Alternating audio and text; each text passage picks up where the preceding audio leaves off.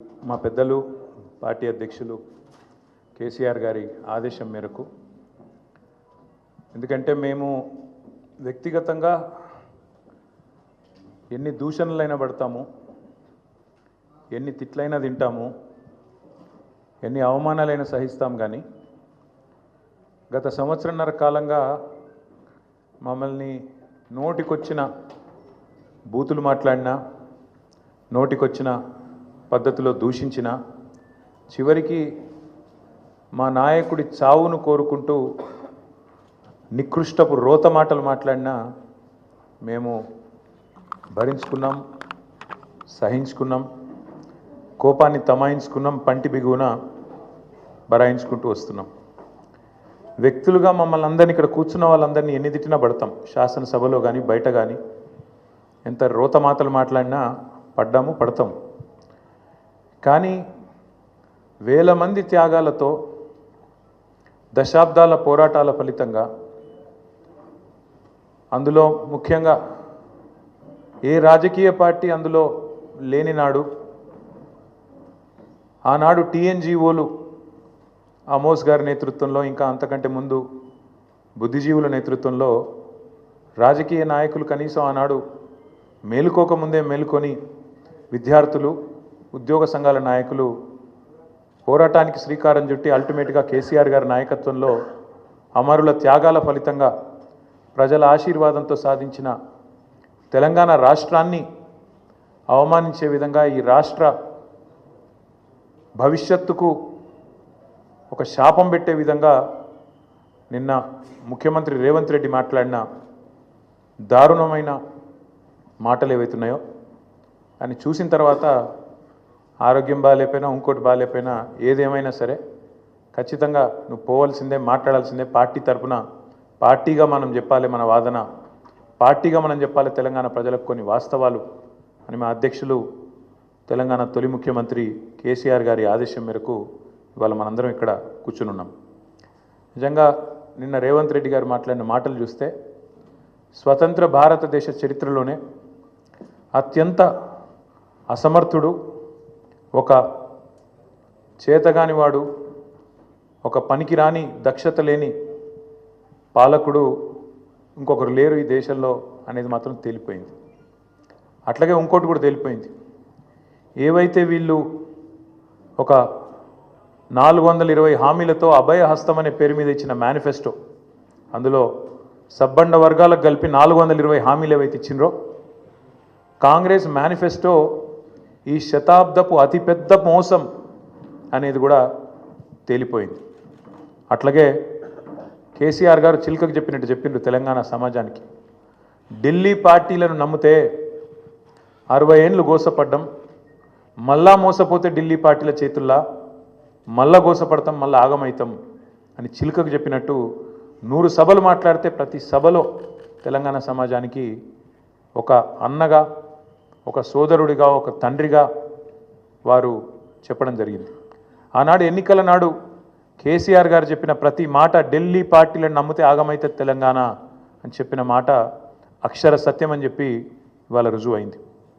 ముఖ్యమంత్రి గారు మాట్లాడుతూ నన్ను ఎవరు నమ్ముతలేరు, అప్పు ఉడతలేదు, ఢిల్లీకి వెళ్తే దొంగను చూసినట్టు చూస్తుండ్రు, అపాయింట్మెంట్ కోసం పోతే చెప్పులు ఎత్తుకపోతాడేమో అని భయపడుతున్నారు. నాకు తెలిసి అయితే నాకు దగ్గర 48-49 ఏళ్ళు ఉన్నాయి. నేను కూడా రాజకీయాలను ఒక 35 ఏళ్ళకి వెళ్ళి చిన్నప్పటి నుంచి పేపర్లు చదివే అలవాటు ఉంది, టీవీ చూసే అలవాటు ఉంది, రాజకీయ కుటుంబంలో పుట్టినా కాబట్టి దగ్గర నేను కూడా ఒక 10-15 మంది ముఖ్యమంత్రులు వాళ్ళ నడవడిక, వాళ్ళ మాట తీరువని చూసినాను. నాకు పక్కన చాలామంది విశేషమైన అనుభవం కలిగిన వాళ్ళు ఉన్నారు. కానీ బహుశా ఇంత దివాలా కోరు మాటలు మాత్రం బహుశా ఈ దేశ చరిత్రలనే ఏ రాజకీయ నాయకుడు కూడా మాట్లాడలేదు. ముఖ్యమంత్రి కాదు, ఏ రాజకీయ నాయకుడు కూడా మాట్లాడలేదు. ఒక్క మాటలో చెప్పాలంటే రేవంత్ రెడ్డి గారు నిన్న నాకు పరిపాలన చేత కాదు అని కాడి పడేసిండని చెప్పక తప్పదు. చాలా స్పష్టంగా కాడి వారేసి నాతో కాదు అని చేతులు ఎత్తేసిండు. ఇక అయిపోయింది, నాతో కాదని నిన్న స్పష్టంగా చెప్పిండు. కానీ వారితో పాటు ఈ రాష్ట్ర ప్రజలకు కొన్ని వాస్తవాలు చెప్పాలి కాబట్టి, మా బాధ్యత కాబట్టి చెప్పాలనుకుంటా ఉన్నాం. ఎక్కడ పోయినా దొంగలాగా చూస్తున్నారో అంటున్నాడు ముఖ్యమంత్రి. మరి దొంగను దొంగలేక కాకపోతే ఎట్లా చూస్తారు? దొంగను దొంగ లెక్కనే చూస్తారు. నోట్ల కట్టలతో దొరికిపోయిన దొంగను ఖచ్చితంగా దొంగనే అంటారు, దొంగనే చూస్తారు. ఒక విశ్వసనీయత లేని ఓటుకు నోటు దొంగను కాంగ్రెస్ అనే ఒక ఎర్రి పార్టీ గుడ్డిగా నమ్మి సీఎం చేసింది, కానీ ఖచ్చితంగా దేశంలో మిగతా వాళ్ళు మాత్రం నమ్ముతలేరు. మోసగాళ్లను దొంగలను దొంగలే అంటారు ముఖ్యమంత్రి గారు. ఖచ్చితంగా అది ఈరోజు కాదు, చివరి రోజు దాకా కూడా నీ పరిస్థితి అదే ఉంటుంది, యాద పెట్టుకొని చెప్తున్నా. తప్పు చేసింది దొంగ చేతికి తాళాలు ఇచ్చి కాంగ్రెస్ పార్టీ రాహుల్ గాంధీ గారు. ఈరోజు మే 6, 2025 నేను మీ అందరు గుర్తు చేస్తున్నా, సరిగ్గా 3 సంవత్సరాల కిందట ఇదే రోజు మే 6, 2022 నాడు రాహుల్ గాంధీ గారు వరంగల్కి వచ్చినారు. రైతు డిక్లరేషన్ అనే పేరిట ఆ రోజు రాహుల్ గాంధీ గారు చెప్పిన మాటలు 2 లక్షల రుణమాఫీ చేస్తామని, అట్లాగే రైతు భరోసా 15,000కు పెంచుతామని, అట్లాగే కౌలు రైతులకు రైతు బంధు ఇస్తామని, అట్లాగే రైతు కూలీలకు న్యాయం చేస్తామని వ్యవసాయ డిక్లరేషన్లో చెప్పి 3 సంవత్సరాలు దాటింది రాహుల్ గాంధీ గారు. అందుకే నేను అంటున్నా, తప్పు చేసింది రాహుల్ గాంధీ, తప్పు చేసింది ఏఐసిసి. దొంగ చేతికి తాళం ఇచ్చి ఇవాళ తెలంగాణ చేతికి చిప్పవచ్చే పరిస్థితి చేసింది ఖచ్చితంగా ఆల్ ఇండియా కాంగ్రెస్ కమిటీ, ముఖ్యంగా దానికి బాధ్యుడు లీడర్ ఆఫ్ ఆపోజిషన్గా ఉన్న రాహుల్ గాంధీ గారు అని చెప్పి నేను చెప్తా ఉన్నాను. అట్లాగే ఇవాళ ఎందుకు ఈ మాటలు, ఎందుకు ఈ ఫ్రస్ట్రేషన్ అని చెప్పి ఇప్పుడు కొంతమంది మిత్రులు వారితో కలిసి మేము వస్తున్నప్పుడు ఇక్కడికి కమలాకర్ గారు, నేను మాట్లాడుకుంటూ వచ్చినాం, వెంకటరమణారెడ్డి గారు, అట్లాగే మా ప్రశాంత్ రెడ్డి గారు మాట్లాడుకుంటూ వస్తుంటే వారందరూ అన్నది మాట ఒకటే, అధికారంలోకి వస్తామని వాళ్ళు అనుకోలేదు, అడ్డగోలుగా హామీలు ఇచ్చిండ్రు, నోటికొచ్చిన చెత్తవాగుడంతా వాగినరు, ఎవరేం చెప్తుంది రాసుకుంటూ వేయినరు మేనిఫెస్టో అనుకుంటా, ఇవాళ ఏం చేయాలనో తెలుస్తలేదు, వచ్చినాక మొత్తం నాశనం చేసిండ్రు.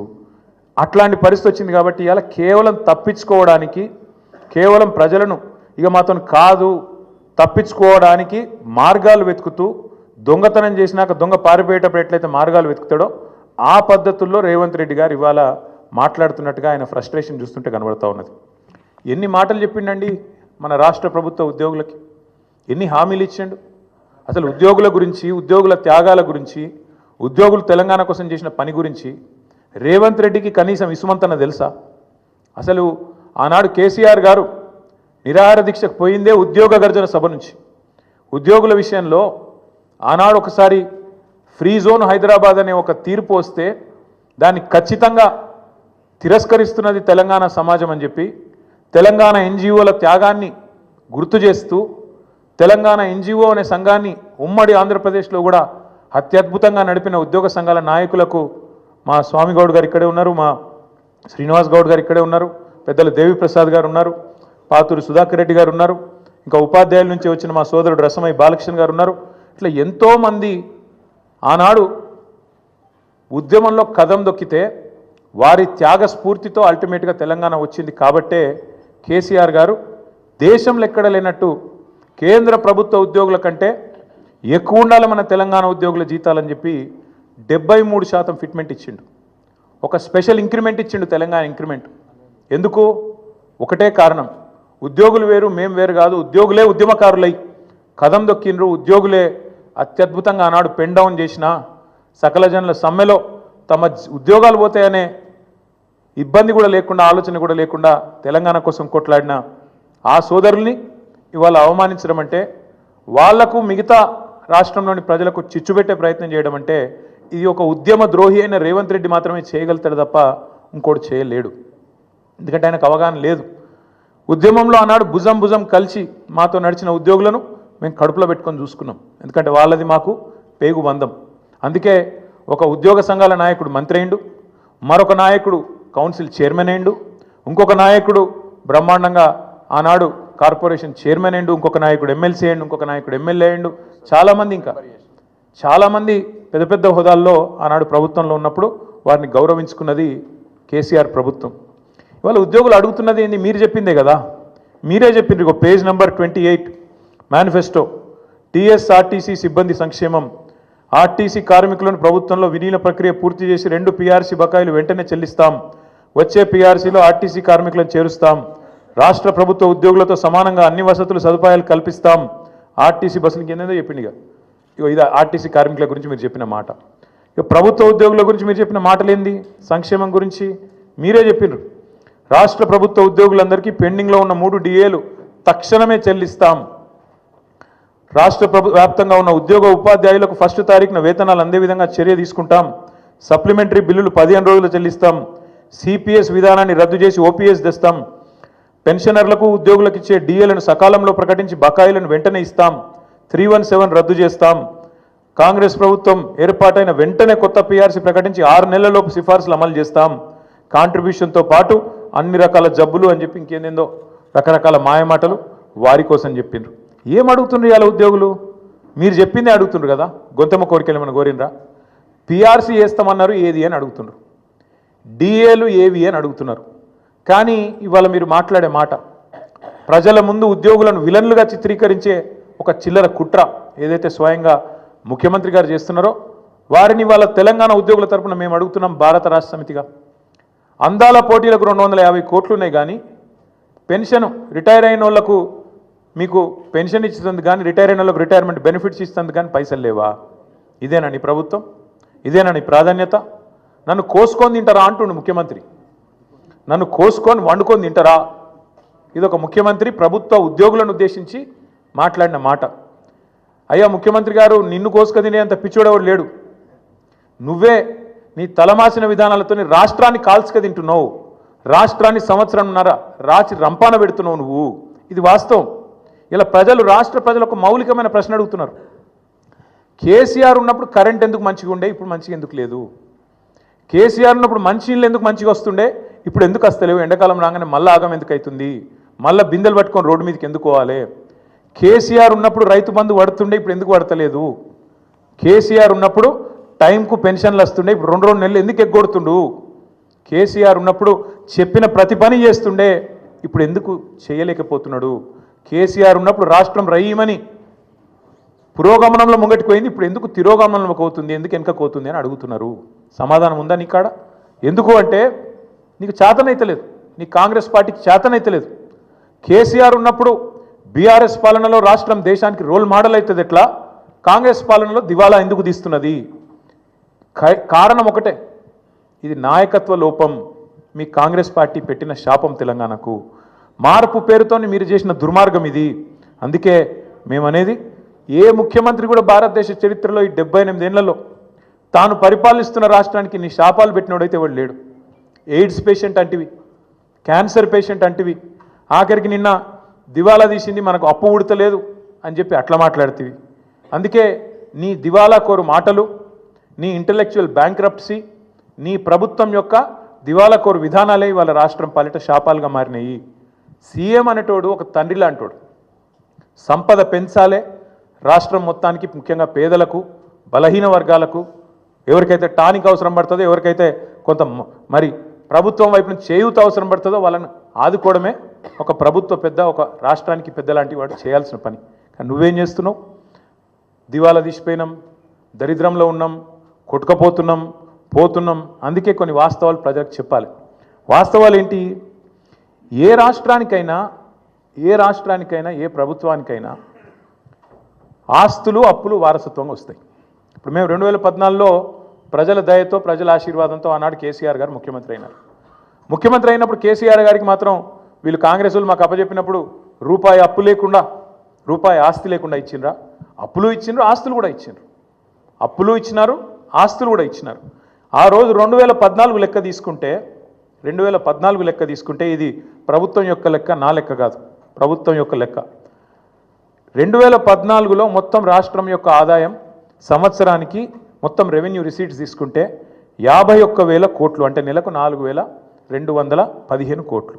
మేము దిగిపోయిన నాడు రాష్ట్రం యొక్క ఆదాయం టోటల్ రెవెన్యూ రిసీట్స్ 2,16,567 కోట్లు. అంటే మేము దిగిపోయేటప్పుడు నెలకు 18,000 కోట్లు. మరి కేసీఆర్ గద్దెనెక్కినాడు నెలకు 4,215 కోట్లు, 253 కోట్లు. కేసీఆర్ గద్దె దిగిపోయినాడు నెలకు 18,000 చిల్లర కోట్లు. మరి పెరగలేదా? రాష్ట్రం యొక్క ఆదాయం పెరగలేదా? మేము పెరిగిన ఆదాయంతో కూడిన రాష్ట్రాన్ని నీకు ఇయ్యలేదా? ఇది వాస్తవం కాదా? 2014-15లో ఆనాడు కేసీఆర్ గారు ముఖ్యమంత్రి అయిన రాజు, మీరు కాంగ్రెస్ వాళ్ళు మాకు ఇచ్చినప్పుడు రాష్ట్రం యొక్క సర్ప్లస్ ఎంత అంటే 369 కోట్లు. రెవెన్యూ సర్ప్లస్ ఆనాడు 369 కోట్లు. మేము దిగిపోయినాడు 2023-24లో మీకు అప్పజెప్పినాడు మళ్ళీ 4882 కోట్లు. మీరు ఇచ్చినాడు 369 కోట్లు ఉంటే మిగులు, మేము ఇచ్చినాడు మళ్ళీ వాపస్ మీకు 4882 కోట్లు. దీని సోర్సు ఇది సిఏజీ లెక్క, నా లెక్క కాదు, బీఆర్ఎస్ పార్టీ లెక్క కాదు, కాకి లెక్క కాదు, కాగ్ లెక్క. అట్లే అప్పులు తీసుకుంటే అప్పుల గురించి కూడా చెప్తా. మళ్ళా అప్పులు తీసుకున్నా ఆ రోజుకి ఈ రోజుకి మొత్తం లెక్క వివరంగా చెప్తా. అట్లే ఇంకా ఎంత కడుతున్నారు, మిత్ ఎంత కడుతున్నారు, ఏదెంత కడుతున్నారు, ఇవన్నీ ఒక్క నిమిషం మర్చిపోతే వాస్తవం ఏంటంటే ఇది నేను 2020లో బయట పెట్టిన లెక్క. 2020లో ఆనాడు మంత్రిగా నేను తెలంగాణ అనే ఒక రాష్ట్రం భారతదేశాన్ని సాదుతున్న రాష్ట్రాల్లో ఒకటి, జాతి నిర్మాణానికి దోహదపడుతున్న రాష్ట్రాల్లో ఒకటి. మన రాష్ట్రం నుంచి మనం గత 6 ఏళ్లలో 2014 నుంచి 2020 నవంబర్ 1 నాడు పెట్టిన ట్వీట్ ఇది. 2,72,926 కోట్లు అంటే దాదాపు 2,73,000 కోట్లు పన్నుల రూపంలో తెలంగాణ నుంచి మనం కేంద్రానికి కడితే కేంద్రం నుంచి మనకు వచ్చింది కేవలం 1,40,000 కోట్లు అని చెప్పి లెక్కలతో సహా అధికారికంగా ఒక మంత్రిగా ఆ రోజు నేను పెట్టిన లెక్క ఇది బయటికి. అంటే దేశాన్ని సాదుతున్న రాష్ట్రాల్లో, దేశంలో ఉండే ఇతర వెనుకబడ్డ ప్రాంతాలకు మరి ఇతోధికంగా సహాయం చేస్తున్న రాష్ట్రాల్లో తెలంగాణ ఒకటి అని చెప్పడానికి ఈ లెక్క చెప్తా ఉన్నా. గవర్నమెంట్ అనేది ఒక కంటిన్యూస్ ఇన్స్టిట్యూషన్. ఇంతకుముందు కిరణ్ కుమార్ రెడ్డి గారి నుంచి కేసీఆర్ గారు ముఖ్యమంత్రి అయినారు, ఆ తర్వాత ఇప్పుడు రేవంత్ రెడ్డి గారు అయినారు, రేపు ఇంకెవరో అవుతారు. అట్లే గవర్నమెంటు ఒకరి నుంచి ఒకరికి అధికారం బదలాయింపు జరిగినప్పుడు ఖచ్చితంగా ఆస్తులు వస్తాయి, అప్పులు వస్తాయి, కంటిన్యూస్ ప్రాసెస్. కాబట్టి ఇవన్నీ కూడా సహజంగా జరగాల్సిందే. కానీ ప్రతి ప్రభుత్వం కూడా ఉన్న ఆస్తులు ఎంత, అప్పులు ఎంత, మన వనరులు ఎంత, మన పరిస్థితి ఏంది, మన ఎట్లా సంపద సృష్టించవచ్చు, ఏం చేయొచ్చు, మన విజన్ ఏంది ఆలోచించుకొని నిర్మాణాత్మక చర్యలు కార్యక్రమాలు తీసుకొని ముంగటికి పోతుంది. కాంగ్రెస్ ప్రభుత్వం కూడా అట్లే చేస్తుందని మేము ఆశించినాం, ప్రజలు కూడా ఆశించినారు. ఇవాళ ఎంత దుర్మార్గం అండి, ఇష్టం వచ్చిన లెక్కలు చెప్తారు. ఎంత అన్యాయం అంటే శ్వేతపత్రం అని మొదలుపెట్టినారు. అధికారంలోకి వచ్చిన మొదటి 2 వారాల్లోనే శ్వేతపత్రం అనే అబద్ధాల జాతర మొదలుపెట్టినారు. మొదలుపెట్టుడే 6 లక్షల కోట్ల అప్పు అయిందని మొదలు పెడతాడు. ఇవాళ ముఖ్యమంత్రి గారు మరి ఎన్నిసార్లు మారుస్తారో అంకే కూడా మాకు కూడా అర్థమవుతలేదు. మొదలుపెట్టినప్పుడు డిసెంబర్ 2023లో 6 లక్షల చిల్లర కోట్ల అప్పు అని చెప్పిండు కేసీఆర్ గారు చేసింది. ఇవాళ చెప్తున్నాడు నిన్న 8,29,000 కోట్లట. ఈ సంఖ్య రోజు రోజుకు మారుతూనే ఉంటుందా? సర్కార్ నడుపుతుండ్రా, సర్కస్ నడుపుతుండ్రా, ఏం నడుపుతున్నారు మీరు? 6 లక్షల కోట్లని చెప్పింది మీరే, మళ్ళీ ఇవాళ 8,29,000 కోట్లను అబద్ధం చెప్తుంది మీరే. అసలు వాస్తవం ఏంది? 4,17,000 కోట్లు మాత్రమే టీఆర్ఎస్ బీఆర్ఎస్ ప్రభుత్వం చేసిన అప్పు. 10 ఏళ్ల కాలంలో సంవత్సరానికి మేము చేసిన అప్పు కేవలం 40,000 కోట్లు మాత్రమే. దాని గురించి వివరంగా ఉంది, చెప్పమంటే చెప్తాను. కానీ మీరు ఎక్కువ తక్కువ చెప్తే కూడా మళ్ళీ మీరు వేస్తారో ఏరో. కానీ ఒకటి మాత్రం వాస్తవం, ప్రభుత్వమే ఇచ్చిన లెక్కలు, నేను చెప్పేది నా లెక్క కాదు, వాళ్ళు ఇచ్చిన శ్వేతపత్రం ప్రకారమే, సోషియో ఎకనామిక్ అవుట్లుక్ ప్రకారమే రాష్ట్ర ప్రభుత్వం మాత్రమే చెల్లించే అప్పు, రాష్ట్ర ప్రభుత్వం స్వయంగా చెల్లించే అప్పు 1,15,599 కోట్లు మాత్రమే. 5% వెరీ లో రిస్క్ కింద ఇచ్చిన అప్పు మరొకటి 89,569 కోట్లు ఉంది. దీనికి ప్రభుత్వం గ్యారంటీ ఇస్తుంది కానీ కార్పొరేషన్ వాళ్ళే కట్టుకుంటారు, వెరీ లో రిస్క్. అందుకోసమే అది మొత్తం తీసుకుంటే కూడా 4,478 కోట్లు మాత్రమే. ఇక ఇట్లా చెప్పుకుంటూ పోతే అల్టిమేట్గా బీఆర్ఎస్ ప్రభుత్వం ఆనాడు మొత్తం 10 ఏళ్ల కాలంలో చేసిన అప్పు మొత్తం తీసుకుంటే పూర్తి స్థాయిలో కేవలం 4,17,000 కోట్లు మాత్రమే. అంటే సంవత్సరానికి 41,000 కోట్లు మాత్రమే. మరి నేను అడుగుతా ఉన్న రేవంత్ రెడ్డి గారిని, మీరు దయచేసి చెప్పండి, మీరు 4,000 కోట్ల రూపాయల నెలసరి ఆదాయంతో మాకు అప్పచెప్తే తిరిగి మేము మీకు 18,000 కోట్లతో అప్పచెప్తే 2023 డిసెంబర్లో, నిన్న ముఖ్యమంత్రి గారు 2025 ఏప్రిల్లో ఏం మాట్లాడుతున్నాడు? మేలో 18,000 కోట్లే వస్తుంది అంటున్నాడు. మేము అప్పచెప్పినాడు 23 డిసెంబర్లో 18,000 కోట్లతో అప్పచెప్పినాం. ఇవాళ నువ్వు 25 మేలో నిలబడి మళ్ళీ 18,000 కోట్లని చెప్తున్నావు. మరి 16-17 నెలల నుంచి నువ్వేం చేస్తున్నావు, నీ ప్రభుత్వం ఏం చేస్తుంది, ఎందుకు ఆదాయం పెంచలేకపోయింది? కేసీఆర్ గారు అప్పచెప్పిపోయిన 18,000 కోట్లు తప్ప రూపాయి అయినా నీ ప్రభుత్వం ఆదాయం పెంచగలిగిందా? ఇది మేము అడుగుతున్న ప్రశ్న. ఇంకొక మాట కూడా మీకు చెప్పాలి, ఎన్ని అబద్ధాలు చెప్తాడు ఈ ముఖ్యమంత్రి అంటే, ఒకరోజు అంటాడు 7,000 కోట్ల అప్పు మితి కడుతున్నా అంటాడు, ఇంకో రోజు 6,500 కోట్లు కడుతున్నా అంటాడు.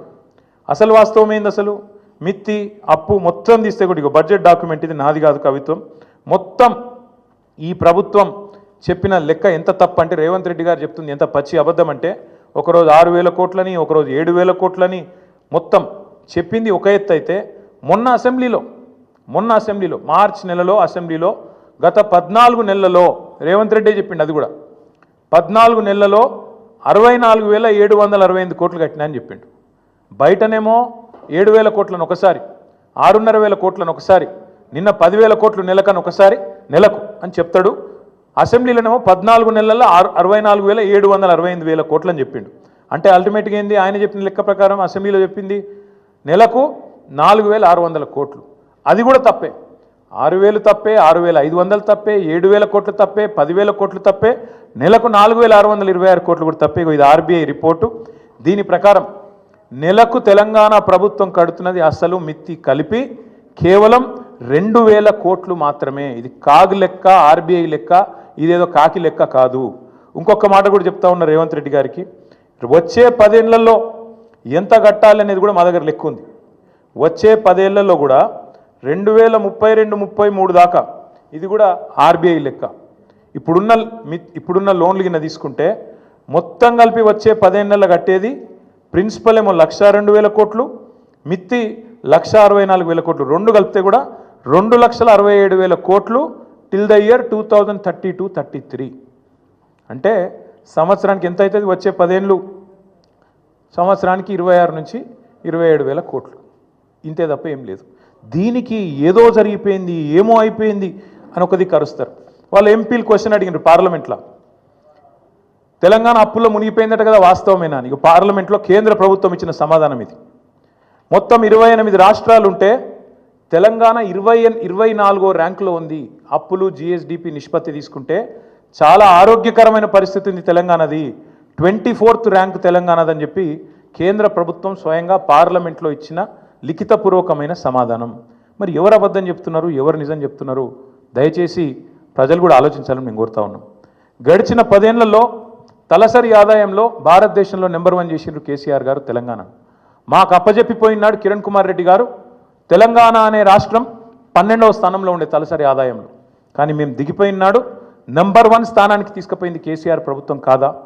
అట్లాగే ఆర్థికంగా రాష్ట్రాన్ని పరుగులు పెట్టించి దేశంలోనే అగ్రగామిగా తయారు చేసి బంగారు పల్లెంలో పెట్టి నీకు అధికారం అప్పచెప్తే 17 నెలల కాలంలోనే అస్తవ్యస్తం చేసింది నువ్వు కాదా? అస్తవ్యస్తం చేసినావని ఉత్తగానే అంటలేను నేను. ఒక్క చిన్న ఎగ్జాంపుల్ మీకు చెప్తా. స్టాంప్స్ అండ్ రిజిస్ట్రేషన్ 4 ప్రధానమైన ఆదాయ వనరులు ఉంటాయి ఒక రాష్ట్ర ప్రభుత్వానికి. సొంత పన్నుల రూపంలో వచ్చే ఆదాయం తీసుకుంటే 4 హెడ్స్ ఉంటాయి. ఒకటి స్టాంప్స్ అండ్ రిజిస్ట్రేషన్, అంటే మనం ఫ్లాట్ కొన్నప్పుడు కానీ, ప్లాట్ కొన్నప్పుడు కానీ, ల్యాండ్ కొన్నప్పుడు కానీ కడతాం కదా ప్రభుత్వానికి స్టాంప్ డ్యూటీ, అది. రెండవది వెహికల్ సేల్స్, అంటే బండి కొన్నప్పుడు కట్టే పన్ను. మూడవది నువ్వు రోజు కొనుక్కునే కూరగాయలు కానీ, నువ్వు రోజు కొనుక్కునే పప్పు ఉప్పు కానీ దాని మీద కట్టే పన్ను జిఎస్టీ రూపంలో వస్తుంది ప్రభుత్వానికి. నాలుగవది లిక్కర్ మీద వచ్చే ఎక్సైజ్ ట్యాక్స్. ఈ 4 హెడ్స్ నుంచే మీకు దగ్గర 80% ఆదాయం ఒక ప్రభుత్వానికి వస్తుంది. రేవంత్ రెడ్డి ఎంత గొప్పోడు అంటే ఈయన వచ్చినాక స్టాంప్స్ రిజిస్ట్రేషన్స్ వీళ్ళు అంచనా వేసింది మేము 2023-24లో కేసీఆర్ ప్రభుత్వం ఉన్నప్పుడు సంవత్సరానికి 14,295 కోట్ల ఆదాయం వచ్చేది. వీళ్ళ ప్రభుత్వం వచ్చినాక వీళ్ళు ఏం చేసిండ్రు? మేము చాలా పెద్ద పోటుగాలం, రియల్ ఎస్టేట్ అంటేనే రేవంత్ రెడ్డి అంటేనే రియల్ ఎస్టేట్ అని చెప్పి 2024-25 సంవత్సరానికి గాను ఒక 4,000 కోట్లు ఎక్కువ వేసుకున్నారు. అంచనా ఎంత వేసిండ్రంటే 18,000 కోట్ల పైచిలకు ఆదాయం వస్తుంది రాష్ట్రానికి అని లెక్కలేసిండ్రు. కానీ ఎంత వచ్చింది ఎవరికైనా? 14,000 కోట్లు మాత్రమే వచ్చింది. గత సంవత్సరం కంటే తగ్గింది. ఎందుకు తగ్గింది మరి? ఎందుకంటే మీ తప్పుడు నిర్ణయాలు, మీ తప్పుడు ఆలోచనలు. హైడ్రా పేరుతోని మీరు చేసిన అరాచకం, పేదవాళ్ళ గుడిసెలు కూలగొట్టి, పేదవాళ్ళ కడుపుల మీద కొట్టి, లేఅవుట్లకు బీభత్సం చేసి, నువ్వు మీ అన్నదమ్ములు అడ్డమైన వసూళ్లు చేసి, ఎక్కడ చెరువులు ఉంటే ఎక్కడ బఫర్ అని, ఇక్కడ ఇదని అదని బిల్డర్లను బెదిరించి ముక్కు బిండి వసూళ్లు చేసి పేదవాడి కడుపు మీద కొట్టి ఆఖరికి రాష్ట్రంలో ఇవాళ రియల్ ఎస్టేట్ పూర్తిగా పడిపోయే పరిస్థితి వచ్చిందంటే దానికి కారణం నీ అరాచకపు నిర్ణయాలు కాదా? ఇది వాస్తవం కాదా? స్వయంగా ప్రధానమంత్రి వచ్చి అన్నాడు ఆర్ఆర్ ట్యాక్స్ వసూలైతుంది ఇక్కడ అని, రాహుల్ రేవంత్ ట్యాక్స్. ఇది వాస్తవం కాదా? ఇలా బిల్డర్ దగ్గర స్క్వేర్ ఫీట్కి 200 రూపాయలు వసూలు చేస్తున్నమాట వాస్తవం కాదా? మరి కాదంటే నువ్వు ప్రధానమంత్రి మీద కేసు పెట్టి ఆ మాట అన్నందుకు. ఎందుకంటున్నా అంటే ఇట్లాంటి పనికిమాలిన పనులు చేయబట్టి ఇవాళ స్టాంప్స్ అండ్ రిజిస్ట్రేషన్ తగ్గింది. జిఎస్టీ ఆదాయం కేసీఆర్ గారు ఉన్నప్పుడు 10 నుంచి 12% ఎన్నడూ తగ్గలే. 10 to 12% గ్రోత్ రేట్ ఎన్నడూ తగ్గలే. GST growth every year on year 10 to 12% పెరుగుతుండే. కానీ రేవంత్ రెడ్డి వచ్చిన తర్వాత ఒకటే సంవత్సరంలో 0% గ్రోత్ రేట్తో 28 రాష్ట్రాల్లో అట్టడుగున ఉన్నది ఇవాళ తెలంగాణ. ఇది వాస్తవం కాదా? నీ వల్ల ఈరోజు ఈ రాష్ట్రంలో క్రయ విక్రయాలు తగ్గినాయి, జీఎస్టీ పడిపోయింది. ఈ గణాంకాలు వాస్తవం కాదా? ఇది కాగ్ రిపోర్ట్లో వచ్చిన మాట వాస్తవం కాదా? నువ్వు స్వయంగా స్టేషన్ గన్పూర్ మీటింగ్లో చెప్పలేదా? 71,000 కోట్ల ఆదాయం తగ్గింది, రాబడి తగ్గింది రాష్ట్రానికి, నువ్వే చెప్పలేదా? అట్లాగే మీరే వెహికల్ సేల్స్లో కూడా ఒక నెగిటివ్ గ్రోత్ రేటు. ఒక లిక్కర్ మాత్రం పెరిగింది, మిగతా అన్ని తగ్గినాయి. వాస్తవం ఏంది? ఎందుకు జరుగుతున్నది ఇది? ఒక కుటుంబ పెద్ద నిజంగా మన ఇంట్లో సమస్య ఉంటే కూడా కడుపులో పెట్టుకుంటాడు, కాపాడుకుంటాడు, 4 గోడల మధ్యలో మాట్లాడుకుంటారు. కానీ బజార్లో పడి మా రాష్ట్రం దివాలా తీసింది, మా రాష్ట్రం సంకనాకిపోయింది, మా రాష్ట్రం పూర్తిగా ఎయిడ్స్ పేషెంటు, క్యాన్సర్ పేషెంట్ అని ఎవడన్నా మాట్లాడతాడా? This is the intellectual bankruptcy of Congress party. That's why I said the state of Telangana is not bankrupt. The state of Telangana is not bankrupt. We are in the pink of health. It is the Congress that is intellectually bankrupt. It is Revanth Reddy who is morally bereft. అంతే తప్ప తెలంగాణకి ఏం కాలే. ఒక కుటుంబంలో సమస్య ఉన్నా బయట చెప్పుకోము, బయట పడం బజార్లో. కానీ రేవంత్ రెడ్డి గారు దివాలా తీసిందని ఆఖరికి అడ్డగోలు మాటలు మాట్లాడితే చివరికి ఏమైపోయింది? ఇవాళ ఆఖరికి లంచం ఇచ్చి 170 కోట్ల లంచం ఇచ్చి ప్రభుత్వ భూములు తాకట్టు పెట్టి బ్రోకర్లకు పైసలు తెచ్చుకునే దుస్థితి వచ్చింది ఇవాళ తెలంగాణ ప్రభుత్వం యొక్క నిర్వాకం వల్ల. నేను ఇంకా గమ్మత్తైన మాట, నేను ఇంట్లో ఉన్నా, ఇక నేను రెస్ట్లో ఉన్నా, నేను వీడియో చూసి పరిశాన్ అయినా, ఇట్లా కూడా మాట్లాడచ్చా అని. ఢిల్లీకి పోతే అపాయింట్మెంట్లు ఇస్తలేరు, చెప్పులు ఎత్తుకపోతారేమో అని చెప్పి కలుస్తలేరు అన్నాడు. అమ్మతోడు చెప్తున్నా ఈ మాట, నేను ఎవరు చెప్పులు ఎత్తుకపోతారట. అరే చెప్పులు ఎత్తుకపోయేటోళ్ళు వేరే పార్టీ వాళ్ళు ఉన్నారు ఇక్కడ, అది వాళ్ళ కథ వేరు. చెప్పులు ఎత్తుకపోయింది నాకు అర్థం కాదు. ఢిల్లీకి పోతే అపాయింట్మెంట్లు ఇస్తలేరు, ఎవరు ఇస్తలేరు? రాహుల్ గాంధీ ఇస్తలేడు, వరకు కరెక్టే. నీకు ఇయ్యరు కూడా, ఎట్లు ఇస్తారు? నీకు తెలిసిపోయింది నీ కథ అంతా. ఇయ్యరు. ఈ కొత్తగా ఎవరైనా సుట్టపోడు కొత్తగా వస్తేనేమో మర్యాద ఇస్తారు ఎవరైనా సరే, 4 రోజులు ఉంటుంది మర్యాద. ఇక కానీ నువ్వు వచ్చేదేమో ఢిల్లీకి నీ పని మీద వస్తావు, మీ మూటలు మోసుకపోయేందుకు 42, 43 సార్లు పోతావు ఇప్పటికీ. అందులోనట ఈయన ఎకానమీ క్లాస్లో పోతుండట. బా ఫోటోలు మొత్తం బయట పెడతాం, ప్రైవేట్ ఫ్లైట్లు, బిజినెస్ క్లాసులు, మీ ట్రిప్పులు మొత్తం ఫోటోలు బయట పెడతాం, సోషల్ మీడియాలో ఇప్పటికీ జరుగుతున్నాయి, మళ్ళీ పెడతాం. అరే గింత అన్యాయం మాటలు మాట్లాడతారు. 43 సార్లు ఢిల్లీకి పోతివి, 43 పైసలు లేకపోతివి, ఏముంటుంది ఇజ్జత్ నీకు ఢిల్లీ మార్కెట్లో? వీడు ఊకొత్తాడు పోతాడు, ఎందుకు ఇవ్వాలి మీకు అపాయింట్మెంట్? ఇస్తలేరు, ఏం చేయాలి మరి? నువ్వు మూటలు మోసేందుకు వస్తున్నావు ఢిల్లీకి, రాహుల్ గాంధీకి మూటలు ఇస్తేందుకు వస్తున్నావు, మొదలు మర్యాద ఉంటుంది, ఇక ఆఖరికి దొంగలెక్కనే చూస్తారు. వాస్తవం ఏంది? కేసీఆర్ గారేమో అప్పు చేస్తే 4,17,000 కోట్లు 10 ఏళ్లలో, సంవత్సరానికి 41,000 కోట్లు అప్పు చేస్తే కేసీఆర్ గారు ఏం చేసిండ్రు? ఒక్కొక్క ఇటుక పేర్చుకుంటా రాష్ట్రానికి శాశ్వతంగా పనికొచ్చే నిర్మాణాలు చేపట్టండి. మరి మీరేం చేస్తున్నారు అంటే, ఒక్క ఇటుక పెట్టినావా ఎక్కడన్నా? ఒక ఇందిరా మిల్లు కట్టినవా? ఒక కాలువ కట్టినవా? ఒక ప్రాజెక్టు కట్టినవా? హైదరాబాద్లో ఒక కొత్త బిల్డింగ్ కట్టినవా? ఏవిలో ప్రజలకు పనికొచ్చి ఒక పని చేసినావా? చేయలే. మరి నేను ఇంకొక మాట అడుగుతున్నా, ప్రజలన్నీ గమనిస్తున్నారు. రాష్ట్రమేమో దివాలా తీసిందంటావు, రాష్ట్రం దివాలా తీసిందని దివానా మాటలు మాట్లాడతావు. మరి మీ కుటుంబం ఆస్తులు ఎట్లా పెరుగుతున్నాయి? అనుముల రేవంత్ రెడ్డి గారి కుటుంబం ఆస్తులు ఎట్లా పెరుగుతున్నాయి? నువ్వు అదన్నా చెప్పు సీక్రెట్ మాకు. మీరు ముఖ్యమంత్రి కాగానే మీ అనుముల ఫార్ములా సీక్రెట్ సాస్ ఏదైతుందో అదేదో మా ప్రభుత్వానికి మొత్తం ప్రజలకు కూడా చెప్తే మంచిది కదా.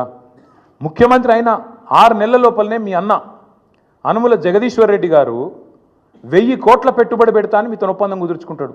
స్వచ్ఛ బయో అనే కంపెనీ వస్తుంది, 1000 కోట్ల పెట్టుబడి పెడతా అని ఆయన ముంగట్టుకొస్తాడు. మీ అల్లుడు వెంకట నరసింహారెడ్డి అనుకుంటే ఆయన పేరు, ఇంకేదో ఉన్నది పేరు, ఆయన కొన్ని వేల కోట్లతోని ఫార్మా కంపెనీ పెడతా అని చెప్పి లగచర్లకు వస్తాడు. దానికోసం నువ్వు మళ్ళీ అక్కడ మీ కొడంగల్లో రైతుల భూములు గుంజుకుంటావు. ఎక్కడికి వెళ్ళి వచ్చినాయి 1000 కోట్లు? మీ అన్నకు, మీ అల్లుడికి. మీ అల్లుడు వారి తండ్రి మీ వియ్యంకుడు మొన్ననే కదా, ఎక్కువ రోజులు కూడా కాలే, మీ వియ్యంకుడు మొత్తంగా అప్పుల్లో ఉండే కంపెనీ మొత్తం అప్పు రైట్ ఆఫ్ అయిపోయింది. మీరు అధికారంలోకి రాగానే మీ వియ్యంకుడి కంపెనీ యొక్క అప్పులన్నీ రైట్ ఆఫ్ అయిపోయినాయి కేంద్ర ప్రభుత్వం దయతోని. మీ జూబ్లీ హిల్స్ ప్యాలెస్ ఏదైతే ఉన్నది, ఇలా రేవంత్ రెడ్డి గారు ఎక్కడి నుంచి అయితే వర్క్ ఫ్రమ్ హోమ్ చేస్తున్నాడో 3 ఇంతలు పెరిగింది, పెద్దమ్మ గుడి దాకా వచ్చిందట. ఇంకొద్దిగా అయితే యువతలకు వస్తుందేమో. 2000 ఎకరాలు కొన్నాడు 4th సిటీ దగ్గర. మొత్తం వెల్దండ నుంచి మొదలు పెడితే 4th సిటీ దాకా 2000 ఎకరాలు వీళ్ళ బినామీలు, వీళ్ళ కుటుంబ ఆస్తులు పెరిగినాయి. 10 లక్షలు కూడా పెట్టుబడి లేని నీ బామ్మర్ది సృజన్ రెడ్డి 1137 కోట్ల కాంట్రాక్ట్ వచ్చింది. నీ అల్లుడు ఆస్తి పెరుగుతుంది, నీ బామ్మర్ది ఆస్తి పెరుగుతుంది, నీ కొండలరెడ్డి ఆస్తి పెరుగుతుంది, తిరుపతి రెడ్డి ఆస్తి పెరుగుతుంది, నీ వియంకున అప్పులు రైట్ ఆఫ్ అవుతాయి, నీ ఇల్లు 3 పెరుగుతుంది. కానీ రాష్ట్రం మాత్రం సంకనాకిపోతుంది, దివాలా అయిపోతుంది. ఎట్లయితుంది మరి ఇది? అందుకే మేము అంటున్నాం, ఈ సీక్రెట్ అంతా చెప్పండి మాకు కూడా, రాష్ట్రానికి చెప్పండి.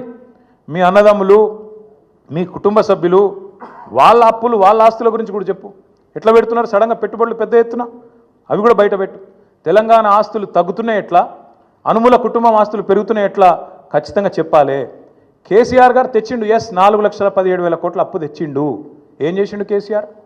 ఒక కాళేశ్వరం కట్టిండు, శాశ్వతంగా తెలంగాణకు కల్పతరువు లాంటి ప్రాజెక్టు కట్టి తెలంగాణను పంజాబ్ కంటే హర్యానా కంటే ముంగట నిలబెట్టిండు. వరి ధాన్యం ఉత్పత్తిలో నంబర్ 1 చేసిండు భారతదేశంలో కేసీఆర్.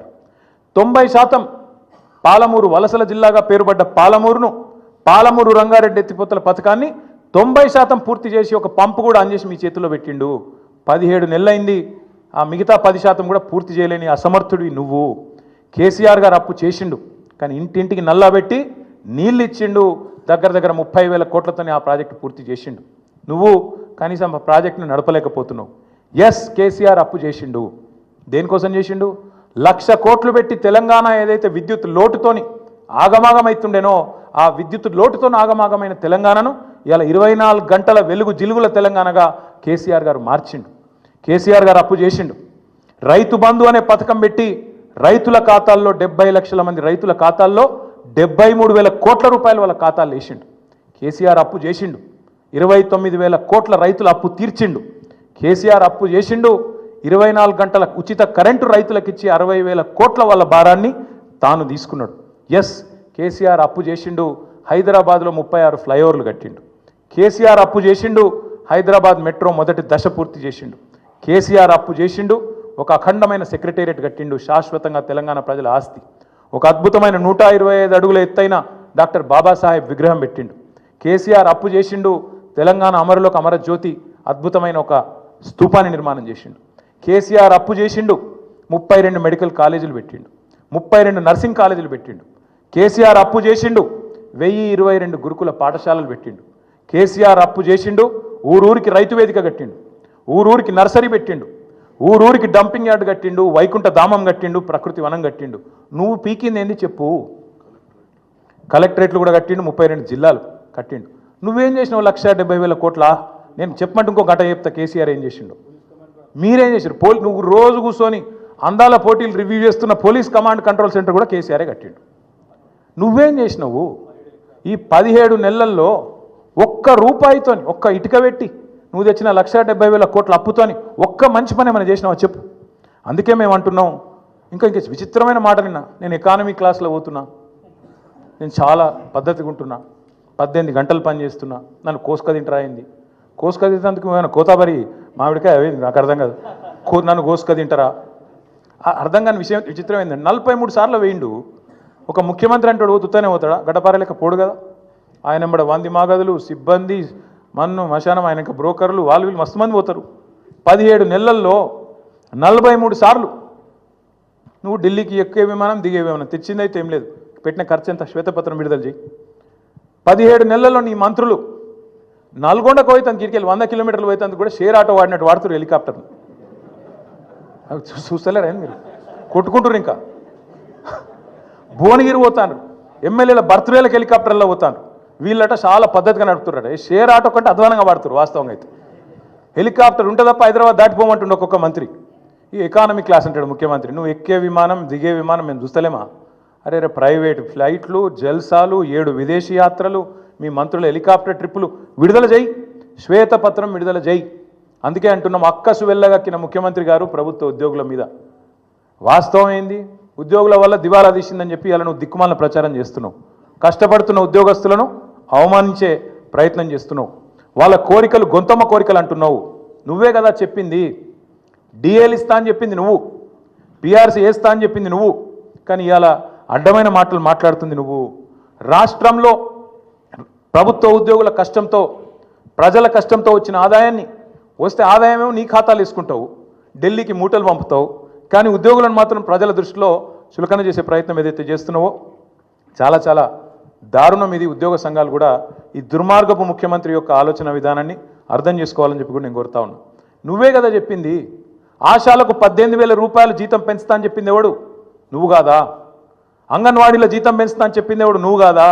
అదే ఆశా సోదరిమణులు మా ఆడబిడ్డలు వచ్చి హైదరాబాద్లో ధర్నాలు చేస్తే చీరలు చింపి కొడతారు, చీరలు గుంజుకుంటా చింపుకుంటా దుశ్శాసన పర్వాన్ని సెక్రటేరియట్ ముందు ఆవిష్కరించింది నువ్వు కాదా రేవంత్ రెడ్డి గారు? ఇంతకంటే చిల్లర ముఖ్యమంత్రి ఎవడని ఉంటాడా? అందుకే అంటున్నా ముఖ్యమంత్రి గారు, ఉద్యోగులు జీతాలు అడగొద్దు, ఆర్టీసీ కార్మికులు అపాయింటెడ్ డే అడగద్దు, ఆశాలు జీతం పెంచమని మీరు ఇచ్చిన మాట యాద్ చేయొద్దు, ప్రజలు మీరు ఇచ్చిన 6 గ్యారంటీలు అడగద్దు, 420 హామీలు అడగద్దు. నువ్వే అన్నావు కదా అన్నాడు కేసీఆర్ లీటర్కు 30 రూపాయలు వేసుకపోతుండు పెట్రోల్ డీజిల్ లాంటివి. ఇప్పుడు అంటున్నాడు రేవంత్ రెడ్డి గారు నిన్న 200 రూపాయలు చేస్తారట పెట్రోల్. విన్నారో లేదో మరి మీరు? 200 చేస్తారట ఇప్పుడు. అందుకే నేను అంటున్నా ధరలు పెంచుడు కాదు, బుర్ర పెంచుకో, సంపద పెంచి ఆలోచన చెయ్యి, అంతేగాని అడ్డమైన మాటలు కాదు. With great power comes great responsibility. ఒక పెద్ద హోదా వచ్చినప్పుడు ఆ హోదాకు తగ్గే విధంగా ప్రవర్తించే సంస్కారం ఉండాలి, వ్యక్తిత్వం ఉండాలి. ప్రతిపక్ష నాయకుడిని, తెలంగాణ తొలి ముఖ్యమంత్రిని, తెలంగాణ తెచ్చిన నాయకుడిని పట్టుకొని ఆయన సావు నిరంతరం కోరుకుంటావు. నువ్వు ముఖ్యమంత్రివా? ఇంతకంటే హీనమైన మనిషి ఉంటాడా ఇంకోడు? ఎన్నిసార్లు అన్నావు ఇప్పటికీ? ఆ పెద్ద మనిషిని పట్టుకొని 71 ఏళ్ళ పెద్ద మనిషిని పట్టుకొని నోటికి వచ్చినట్టు నీకు సిగ్గు సంస్కారం ఏమైనా ఉందా? ఇలా ఉద్యోగుల మీద పడ్డావు. ఏ ఉద్యోగులైతే అదే కేసీఆర్ ఎంబడి నడిచినరో ఆ ఉద్యోగులను, ఆ ఉపాధ్యాయులను చిన్నగా చేసి చూపెట్టే దిక్కుమాలిన ప్రయత్నం ఏదైతే చేస్తున్నావో, అందుకే నేను అడుగుతా ఉన్నా, నీ కోసం, నీ పార్టీ కోసం, నీ అవసరాల కోసం ఉద్యోగులను మోసం చేయకు. నాకైతే ఏమనిపిస్తుందంటే చివరిగా ఈ ముఖ్యమంత్రి గారి ప్రవర్తన చూస్తుంటే ఆ పాట పెట్టిండు ఎలక్షన్లప్పుడు, ఆనాటి రోజులు తెస్తాడు రేవంత్ అన్న అని. నిజంగానే తెస్తాడు ఆనాటి రోజులు. ఆనాటి రోజులు అంటే ఇక రేపో మాపో ముఖ్యమంత్రి గారు అందరు కలిసి ప్రెస్ మీట్ పెడతారు. ఇక రాష్ట్ర ఆర్థిక పరిస్థితి బాగలేదు, మా పరిస్థితి అసలే బాగలేదు, కాబట్టి ఇక పెండింగ్ డిఏలు కాదు, రిటైర్మెంట్ బెనిఫిట్లు కొత్తవి కాదు, పీఆర్సీ కాదు, మీకు 73% కేసీఆర్ ఏదైతే జీతం పెంచిండో అది వాపస్ ఇయ్యండి, జర రికవరీ యాక్ట్ కింద తీసుకుంటాం వెనుకకు, వాపస్ ఇవ్వండి, మళ్ళీ పాత రోజులకు పోదాం, ఆనాటి రోజులకు పోదాం, 2014 నాటి రోజులకని గ్యారంటీ అంటాడు. 2000 పెన్షన్ ఏదైతే ముసలిళ్ళకి కేసీఆర్ ఇచ్చిండో ఇక లాభం లేదు, ఆనాటి రోజులకు పోదాం, 200 పెన్షన్ కోదామని చెప్పి అవి కూడా వాపస్ తీసుకుంటాడు. అట్లాగే ఇదివరకున్న పరిస్థితి ఏదైతే ఉన్నదో వృద్ధులు, వితంతువులు, ఒంటరి మహిళలు పెన్షన్లు వాపస్ ఇవ్వండి, బీడీ కార్మికులు అనే పరిస్థితి వస్తుంది. ఆఖరికి ఏమంటాడు, ఇక ప్రభుత్వం నడపాలంటే నాతో అయితలేదు, ఇక చందాలు వేసుకుని నడపాలి, తలా ఇంత చందా ఇయ్యండి, ఇస్తే మేము నడుపుతా ప్రభుత్వం, ఇక లేకపోతే అది కూడా నాతో అయితలేదు అని చెప్పి ఎత్తేస్తాడు. అందుకే మా నాయకుడు కేసీఆర్ గారు చెప్పిండ్రు, మొదటి రోజే చెప్పిండు, చిన్న వయసులో అవకాశం వచ్చింది, మంచిగా నడుపు. పరిపాలన అంటే బజారు భాష మాట్లాడినంత ఈజీ కాదు. ప్రభుత్వాన్ని నడపడం, ఒక రాష్ట్రాన్ని నడపడం అంటే బజార్ భాష మాట్లాడి, లేకు మాటలు మాట్లాడి పైశాచిక ఆనందం పొందడం కాదు. అందుకే యాద్ చేస్తున్నాం మేము, మింగ మెతుకులేదు కానీ మీసాలకు సంపెంగ నూనెనట. ఇదే ముఖ్యమంత్రి గారు ఒక దిక్కేమో ఇట్లా బీదరుపులు అరుస్తాడు, అప్పు ఉడతలేదు, నా బతుకు ఆగమైపోయింది, మార్కెట్లో నాకు ఏమి పచార లేదు, అపాయింట్మెంట్ దొరకలేదు, చెప్పులు ఎత్తుకపోతాడేమో అన్నట్టు దొంగను చూసినట్టు చూస్తుండ్రు అని ఒక దిక్కు చెప్తాడు. ఇంకో దిక్కేమో తెలంగాణ రైజింగ్, ఫ్యూచర్ సిటీ, 1,50,000 కోట్లు మూసి, ఇంకోటేందో 50,000 కోట్లు. నేను అడుగుతున్నా, మింగ మెతుకులేదు కానీ మీసాలకు సంపెంగ నూనెనా? 420 హామీలు ఇచ్చినావు, ఒక్క హామీ అమలు చేసేందుకు పైసలు లేవు, ముసలోళ్ళకు పెన్షన్లు ఇచ్చేందుకు పైసలు లేవు, ఆడపిల్లలకు నెలకు 2,500 అంటివి దానికి పైసలు లేవు, స్కూటీలు అంటివి పైసలు లేవు, తులం బంగారం పైసలు లేవు, రైతు బంధుకు పైసలు లేవు, దేనికి లేవు, కానీ 1,50,000 కోట్ల సోకులకు మాత్రం ఉన్నాయంట. అందుకే ప్రజలు అడుగుతున్నారు, ఖచ్చితంగా ప్రజల తరపున మేము అడుగుతున్నాం, వదిలిపెట్టం. ఎట్టి పరిస్థితుల్లో ఈ ముఖ్యమంత్రి గారు నిన్న చేసిన మాటలకు ఒకవేళ నిజంగానే పరిపాలన చేత కాకపోతే తప్పుకో, రాజీనామా పెట్టు, నాతో అయితలేదు, ఢిల్లీకి మూటలు పంపుడు, ఇక్కడ మేనేజ్ చేసుడు నాతో అయితలేదు, ఇక నేను చేతులు ఎత్తేస్తున్నా, నేను కూడా ఐపీ డిక్లేర్ చేస్తున్నా అని వెళ్ళిపో. అంతేగాని రోజు తెలంగాణ రాష్ట్రాన్ని తిడతా ఉంటే మాత్రం ఇక్కడ దాకా ఉపేక్షించడం ఇక మాత్రం ఊరుకోము.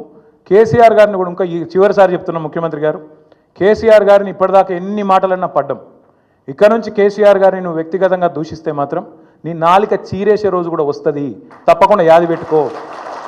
ఎవడు 100 సంవత్సరాల కోసం పుట్టలేదు, ఎవడు 1000 సంవత్సరాలు ఉండడు. పక్కా చెప్తున్నాం, ముమ్మాటికి మళ్ళీ అధికారంలోకి వచ్చేది బీఆర్ఎస్ఏ. నువ్వు చేసిన నీ దిక్కుమాలిన పరిపాలన వల్ల అతలాకుతలమైన రాష్ట్రాన్ని మళ్ళా గాడిన పెట్టే సత్తా ఉన్న నాయకుడు కేసీఆర్ గారు మాత్రమే. అందుకే వాళ్ళ రాష్ట్ర ప్రజలు నీకు చేత కాకపోతే క్షమాపణ చెప్పు, అడ్డమైన హామీలు ఇచ్చినందుకు క్షమాపణ చెప్పి తప్పుకో, అంతేగాని రాష్ట్రాన్ని నిందించడం దూషించడం మానుకోవాలని చెప్పి ఈ అసమర్థ ముఖ్యమంత్రికి చెబుతూ రేవంత్ రెడ్డి గారికి నేను చెప్పేది ఏమంటే, కాగితం ఇస్తా బ్రదర్, నువ్వు జర పంపి ఆయనకు. ఇది పార్లమెంటులో వీళ్ళ కాంగ్రెస్ ఎంపీ ఒక ఆయన అడిగితే మొన్న ఎక్కువ రోజులు కూడా కాదు, మార్చి 31 నాడు పార్లమెంట్లో కేంద్ర ప్రభుత్వం ఇచ్చిన ప్రత్యుత్తరం జవాబు. 28 రాష్ట్రాల్లో తెలంగాణ ఆర్థిక పరిస్థితి ఏంది అప్పుల విషయంలో అంటే, పైనుంచి కిందికి 24వ ర్యాంక్లో ఉంది. అంటే చాలా మంచిగా ఉంది. మనకంటే 23 రాష్ట్రాలు ఎక్కువ అప్పులు చేసినాయి. మరి ఆ 23 మంది ముఖ్యమంత్రులు ఏం మొత్తుకోవాలి ఈరోజు? మనకంటే ఎక్కువ అప్పులు చేసిన వాళ్ళు, మనకంటే ఎక్కువ ఇబ్బంది ఉన్న వాళ్ళు, వాళ్ళు ఏం మాట్లాడాలి మరి ఈయన ఇట్లా మాట్లాడితే? కాబట్టి చేతగాని ముఖ్యమంత్రి తప్పించుకునే ప్రయత్నం తప్ప ఇంకోటి కాదు అని ప్రజలు కూడా గ్రహించాలని మేము కోరుతాం. మేము ఒకటే చెప్తున్నాం బ్రదర్, మరి ఇవన్నీ హామీలు ఇచ్చే ముందు చేయాలి ఆలోచనలు. ఆ రోజు ఏమన్నారు ఇదే ముఖ్యమంత్రి గారు, డిప్యూటీ సీఎం గారు అన్నాడు, మీకు మరి ఇన్ని హామీలు ఇస్తున్నారు, అడ్డగోలు మాటలు చెప్తున్నారు, ఎట్లా చేస్తారు అని అడిగితే, మాకు చాలా తెలివి ఉంది, మా పార్టీకి 125 సంవత్సరాల చరిత్ర ఉంది, దేశంలోనే ధనిక రాష్ట్రం తెలంగాణ, కాబట్టి ఉద్యోగులే చేస్తాం, పేదవాళ్ళే చేస్తాం, అన్నీ చేస్తాం, సబ్కే లియే సబ్ కుచ్ కరేంగే, అందరికీ అన్నీ. ఇప్పుడు మాత్రం ఏది కాదు మాతోనే మొత్తం చేతులు ఎత్తేసి పారిపోతాం అంటున్నారు. ఈ దివాలా, అందుకే అంటున్నాను నేను, బ్యాంక్రప్ట్ అయింది, దివాలా తీసింది రాష్ట్రం కాదు, దివాలా తీసింది ముఖ్యమంత్రి, మంత్రుల బుర్రలు, కాంగ్రెస్ పార్టీ దివాగ్. బాధ్యత గల్ల ప్రతిపక్షంగా మేమైతే ఎవరు సమ్మె చేయాలని కోరుకోం, ఎందుకంటే అది పద్ధతి కాదు. మేము బాధ్యత గల ప్రతిపక్షాలు, బాధ్యత గల ప్రతిపక్ష పార్టీగా మేము ఉద్యోగులు సమ్మె చేయాలని కోరుకోము, ఆర్టీసీ సోదరులు కూడా సమ్మె చేయాలని కోరుకోము. ప్రభుత్వాన్ని మేము ప్రార్థించేది, విజ్ఞప్తి చేసేది, డిమాండ్ చేసేది కూడా ఏమంటే, ఖచ్చితంగా మీరు వాళ్ళకి ఇచ్చిన హామీ నెరవేర్చండి. మీరు ఆర్టీసీ ఉద్యోగులకు హామీ ఇచ్చినారు, ప్రభుత్వ ఉద్యోగులకు హామీ ఇచ్చారు, నెరవేర్చండి. వాళ్ళకి ఇచ్చిన హామీ నిలబెట్టమని అడిగి వాళ్ళు ఇవాళ మీరు హామీ ఉల్లంఘిస్తే వాళ్ళు సమ్మెకు పోయే ఒక అనివార్య పరిస్థితి వస్తే దానికి వాళ్ళని నిందిస్తే ఎట్లా? అందుకే సమ్మెకు పూర్తి స్థాయిలో పోకూడదనే మేము కోరుకుంటున్నాం. ప్రభుత్వం ముందుకొచ్చి పరిష్కరించాలని కోరుతున్నాం. ప్రభుత్వం పరిష్కరించకపోతే ఏం చేయాలో మరి తర్వాత మా పార్టీలో చర్చించి నిర్ణయం తీసుకుంటాం. ఇప్పుడు బాగా స్థిరంగా ఉందా రాజకీయం? రేవంత్ రెడ్డి వచ్చినాక ఏది స్థిరంగా ఉంది బ్రదర్? ఆయన కుర్చీ కూడా స్థిరంగా లేదు నిజంగా చెప్పానంటే. అందుకే 43 సార్లు ఢిల్లీకి ఎక్కే విమానం, దిగే విమానం. ఈ రాష్ట్రంలో ఇప్పుడున్న పరిస్థితి ఏంటంటే, ఏ మనిషి కూడా ఈ రాష్ట్రంలో ప్రస్తుతం సంతోషంగా లేడు. పోనీ రేవంత్ రెడ్డి అయినా సంతోషంగా ఉన్నాడు అంటే నేను ఆయన ఫ్రస్ట్రేషన్ అంటే మాకు డౌట్ వస్తుంది. ఆయన నిజంగా ఆయనలో ఒక అపరిస్థితుడు ఉన్నాడు. నేను అసెంబ్లీలో కూడా చెప్పిన, మళ్ళీ కూడా చెప్తా ఉన్నా. ఒక రాము ఉన్నాడు, ఒక రెమో ఉన్నాడు. ఒకడు అట్లా మాట్లాడతాడు, ఒకడు ఇట్లా మాట్లాడతాడు. ఒకడేమో అప్పు ఉడతలేదు అంటాడు, ఇంకోడేమో 1,70,000 కోట్ల అప్పు చేసిండు, నెలకు 10,000 కోట్ల అప్పు చేస్తున్నాడు. అందుకే ఎవరు కరెక్టో మాకు అర్థమవుతలేదు. మరి ముఖ్యమంత్రి గారు 18 గంటలు పని చేయబట్టి నేను ఆయన మాట్లాడుతుంటే నాకు ఆశ్చర్యం అనిపించింది. పేపర్లో చూస్తే కానీ తెలియలేదట ఆయనకు సమరం డిక్లేర్ చేసిర్రు అని. ఉద్యోగులు యుద్ధం ప్రకటించినది పేపర్ చూసేదాకా ముఖ్యమంత్రికి తెలియలేదట. మరి 18 గంటలు పనిచేసే ముఖ్యమంత్రికి ఆయన కింద పనిచేసే ప్రభుత్వ ఉద్యోగులలో ఉండే అసంతృప్తి తెలియదా? లేకపోతే ఆయన కింద పనిచేసే ప్రభుత్వ ఉద్యోగులకు ఇచ్చిన హామీలు మర్చిపోయిందా? ప్రభుత్వ ఉద్యోగుల సమ్మె విషయం కానీ, వాళ్ళు చేసే పోరాటం విషయం కానీ పేపర్ చదివితే కానీ తెలియని వ్యక్తికి ముఖ్యమంత్రిగా ఉండే అర్హత ఉందా? నేను అందుకే అడుగుతా ఉన్నా. ఎన్నికలకు ముందు సరిగ్గా 2022 తుమ్మల నాగేశ్వరరావు గారు అడగాల్సింది ప్రజలనో ప్రతిపక్షాలనో కాదు, వాళ్ళ నాయకుడు రాహుల్ గాంధీ గారు మే 6, 2022 నాడు వరంగల్లో కిసాన్ డిక్లరేషన్ పేరిట ఇచ్చిన హామీలు అమలు చేయాలని కోరుతున్నాం మేము. ఒకవేళ రాహుల్ గాంధీ చెప్పిన మాట తప్పు, రాహుల్ గాంధీకి రాజకీయం చేత కాదు, రాహుల్ గాంధీ ప్రజలను మోసం చేయడానికి ఇవన్నీ చెప్పింది అనుకుంటే తుమ్మల నాగేశ్వరరావు గారు తేల్చుకోవాల్సింది రాష్ట్ర వ్యవసాయ మంత్రి గారు, వాళ్ళ నాయకుడు రాహుల్ గాంధీ గారితో తప్ప మాతో కాదు.